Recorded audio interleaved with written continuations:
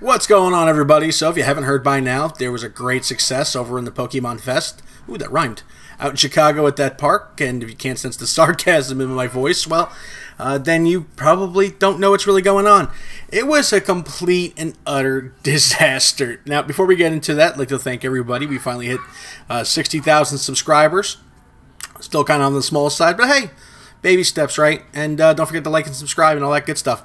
So basically what happened is this. Everybody went out to Pokemon Go Fest, and at first they went home early because they couldn't do anything. Basically what happened was you went there and you had bought your ticket and you paid 20 to 40, or some people I heard even paid up to $400 from scalpers outside of the gate the day of. A bit insane. I mean, you must have really, really wanted to get in to pay that kind of, my God. I mean, overall, I guess maybe there's a silver lining to this whole thing, but I'll get to that in a second. So basically everybody went in there and they said, here's your hot dog, and oh, by the way, the app's not working. They couldn't get anything to work. All the Wi-Fi connections went down. There was a whole bunch of infrastructure problems. I really don't know who planned this. I'm guessing like Vladimir Putin or something or whatever, because the thing went off like one of his nuclear bombs.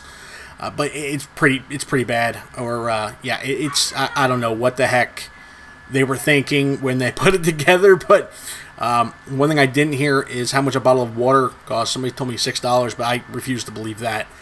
And apparently it was hot as hell out there, which is the other problem. So anyway, the whole idea of the thing was that they were going to have the challenges and reward tiers and all types of stuff, and then they were also going to have these major. So the whole idea of it was to have this grand unveiling that was supposed to be an all-day event having to do with a giant raid to release Lugia.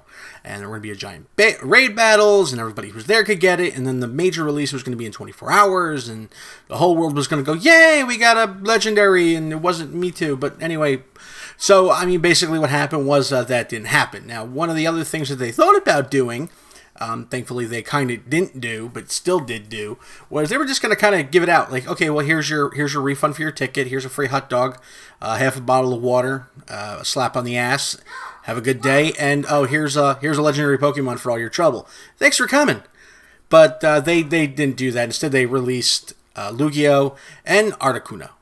So, I mean, you kind of got 2 for 1. They were planning on releasing that one, I guess, a little bit later, but they released them both at the same time, which kind of begs to ask the question of, so what's been the holdup for the last year?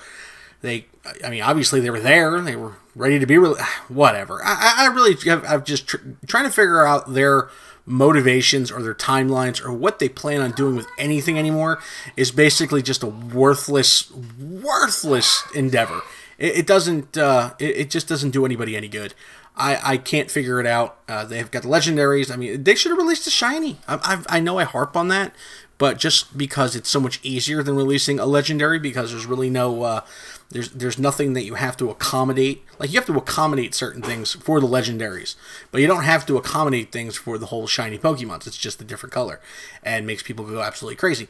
Now, the other problem is now the legendaries are available by, completing these majorly crazy raids, which is fine. That's cool and all.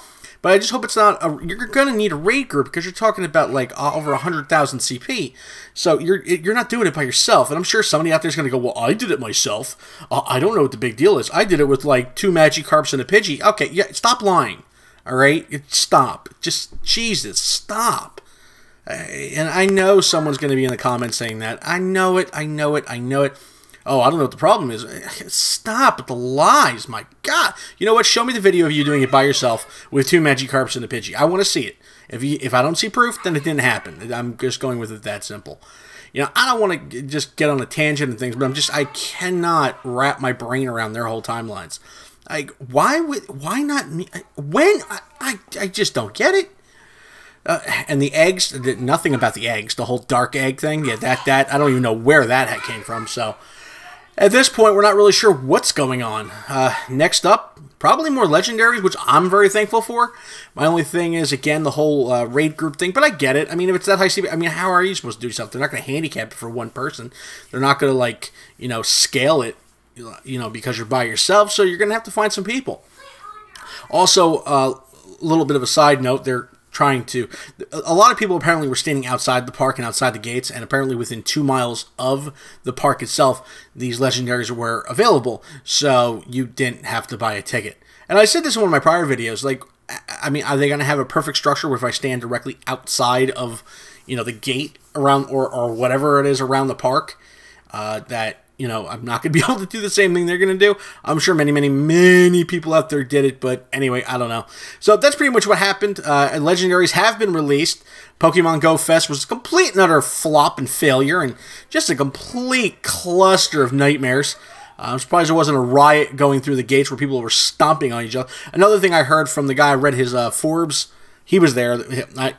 Forbes, gotta love it. Forbes magazine is that one of the main streets in Chicago, right next to the park, there was a major traffic jam and like 5 accidents due to there being a gym with Articuno in the gym for the raid. So apparently people were screaming, and he said that it looked something like what was in Times Square. I don't believe any of that. I don't think anybody was screaming. No. Maybe there was tear gas. That'd have been cool. Anyway, guys, don't forget to hit that like button. Don't forget to subscribe. And next week, we're going to be unveiling my new and slender, sleek, and buffed out body. I'm ripped.